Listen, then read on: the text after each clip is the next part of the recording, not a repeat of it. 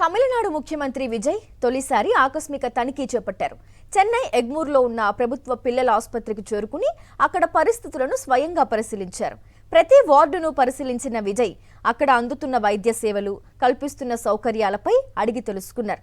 ఆసుపత్రి సిబ్బంది పనితీరు ఎలా ఉంది, మందులు ఉచితంగా ఇస్తున్నారా లేదా, ఎవరైనా లంచాలు అడుగుతున్నారా అంటూ ఆరా తీశారు.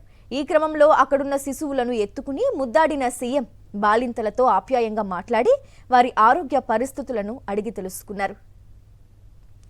తనిఖీల సందర్భంగా ఆసుపత్రి ఆవరణ, వార్డుల పరిసరాల్లో అపరిశుభ్రతపై సీఎం విజయ్ తీవ్ర అసంతృప్తి వ్యక్తం చేశారు.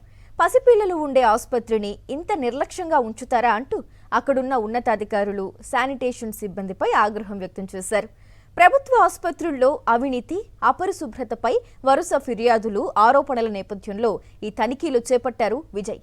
రానున్న రోజుల్లో మరిన్ని ప్రభుత్వ ఆసుపత్రుల్లో ఆకస్మిక తనిఖీలు చేపడతామని స్పష్టం చేశారు ఆయన. మరిన్ని అప్డేట్స్ కోసం ఛానల్ ను సబ్స్క్రైబ్ చేయండి. నోటిఫికేషన్స్ కోసం బెల్ ఐకాన్ పై క్లిక్ చేయండి.